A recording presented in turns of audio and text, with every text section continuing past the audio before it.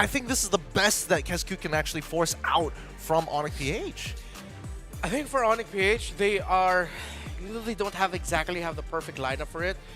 Their best chance is ending this within like 7 minutes. Not the game, but by 7th minute, it's clear that Onic PH has the lead, and you're forcing RRQ Hoshi to play from behind. And that's doable because they have a really good draft, like lane to lane, roll to roll. They're winning majority of those matchups. Oh man, right now the score is 1-1. Anybody's game, but only one team is going home. Leo, Remar, take us into game number 3. Yes, we will. So far, it's been a journey. We've learned a lot about what's possible in the meta. We've learned about what's winning these days when you're trading time, gold, and space. And so far, these teams have to take all of that into consideration, learning from 1, 2, and now to the rubber match. Match point. No turning back. The point of no return is upon us.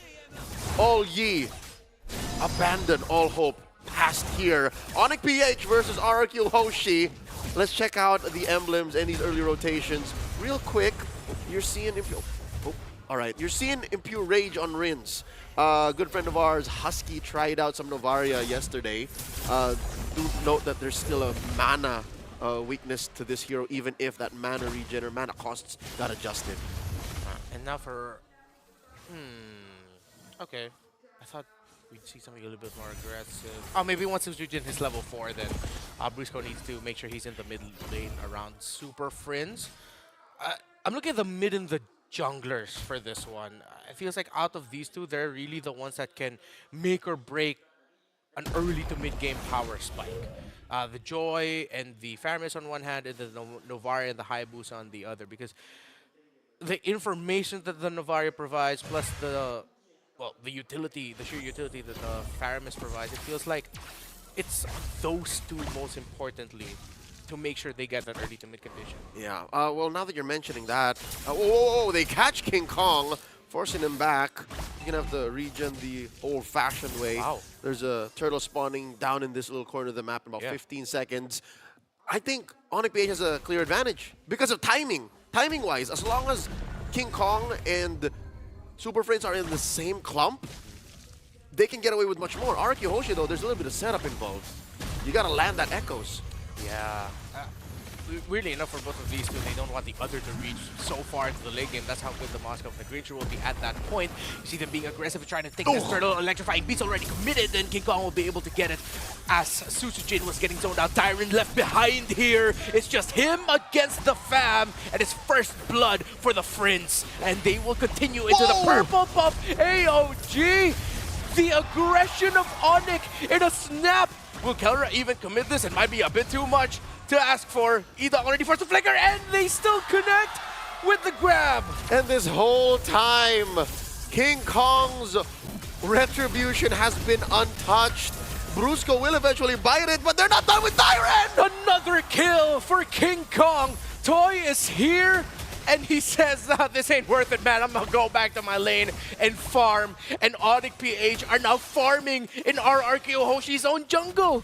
Oh, these kind of rotations, these kinds of advantages 3 minutes in, it feels like something you only see in a scrim. But now Onic PH have unleashed it onto RRQ in game number 3 of an elimination round. Dear God, look, they're still going! Split by the glue, and that's enough for Edok to say, let's slow things down. 1.7k and climbing, or well, hovering around that, is the lead of Onic Philippines.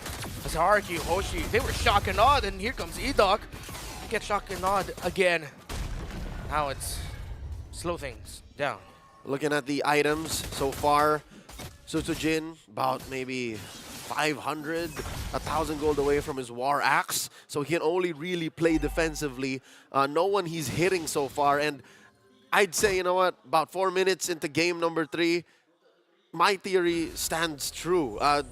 You need to get that Echoes in before Rins becomes an actual factor. Because look at this! Oh, just one more and he will go down! The trade combo between the Gatsatkacha and the Faramis. Pull the taunt plus all the magic damage that they can dish out brings Rins really low. He's at around 35% health. Brusco entering the jungle of RRQ Hoshi, trying to get the information and buying time, as it will be a free turtle for Onic. And here comes Kelra, landing the SOD, and Sutsujin falls. Sutsujin can't catch a break. All this while, Onic PH was working on the turtle. We haven't even really checked in on King Kong for the past minute or so. And look at this, double laning for Kelra. Sure, he had a shortcut, had the SOD, but just the same, they are catching more gold across the map than RRQ Hoshi could. Even EXP, Dyron has to answer to everything that RRQ Hoshi can, because looking at their lineup, he's the only one who can really respond. Brusco, another 2v1 engagement. Seems like at this point, we've seen Edok in just the border of the river, just the shoreline.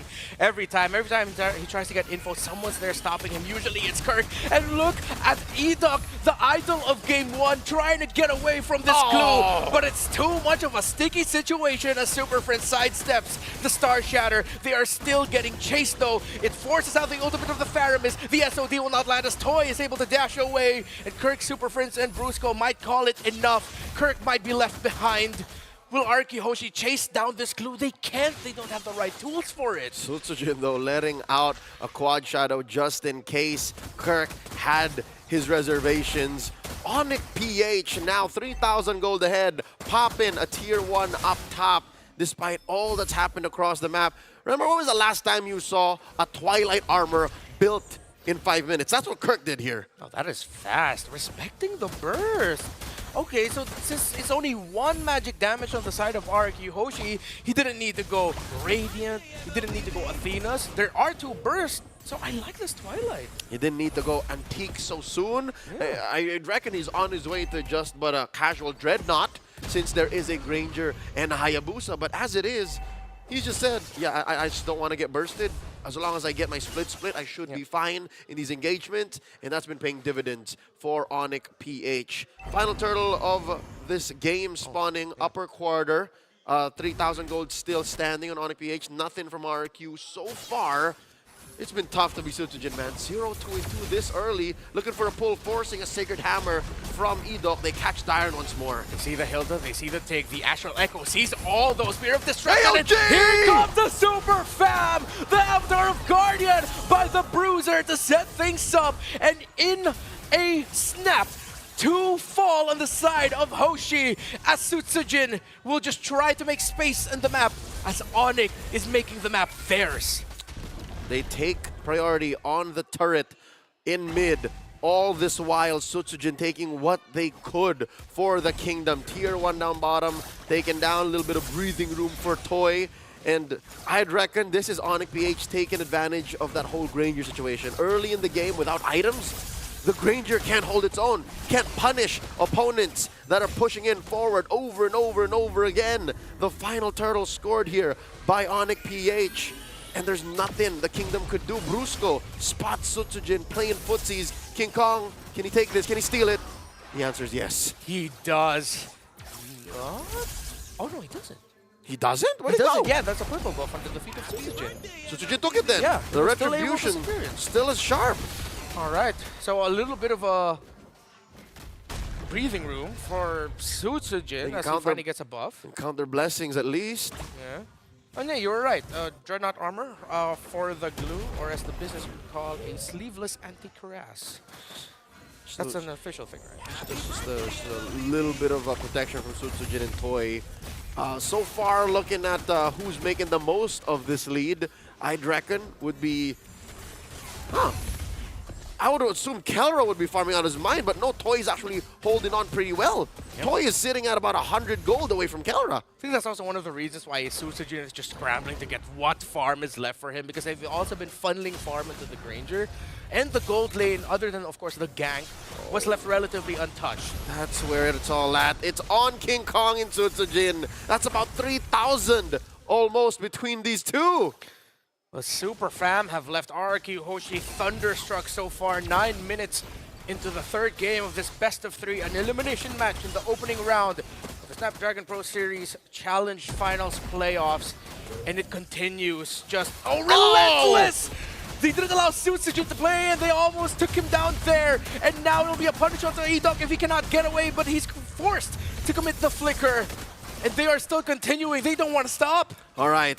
So far, so good. RRQ Hoshi saving themselves from sure carnage as Onic PH ravage their tier 2s. Top lane gonna crash. There's a big wave in mid waiting to be welcomed. RRQ Hoshi holding for dear life, making sure that their impoverished shinobi don't fall even more. AOG coming in! Just to make sure E-Dog cannot get away. And here comes King Kong! Trying to go after Toy and Suzujin. It forces out the flicker from the Granger. Suzujin able to dance away from the Joy. And Onic PH break their first inhibitor of the game as they slowly break RRQ Hoshi apart. We're approaching 1,000 gold per minute net for RRQ under Onic PH's boot as we reach the 10-minute mark. The current lead, 9,300. Holy Shields popped, all lanes in, and Onic are just eyeing this lord. Nothing RRQ could do but to wait inside their base. 9.3. They focused on Suzujin, and even though Granger was able to farm, we still have yet to feel the effects of Toy. Toy needs setup, and E-Dog has been biting it. E-Dog has been just jumping down. It's the same situation again. Dyron is rocking a Hilda with Revitalize. Does this not look like Game 1 to you all over again, but the other way around? An alternate universe, another version that we're seeing. Instead of getting the Hilda for themselves, they ended up with one of the picks that, hell, even RRQ Hoshi made popular in the challenge season with the glue last phase pickup. AOG charged up already. Here comes Brusco. Is this the end of the kingdom for the Snapdragon Pro Series Season 6? And the entry, the damage says it might just be. The ultimate of the Phantom is already committed. Everyone knows the light strikes before you even hear the thunder as the kingdom were left struck down by the reigning champions of the world. The Super Fam get one over the kingdom. Moving through the brackets, Onic PH 2-1 versus RRQ Hoshi. In this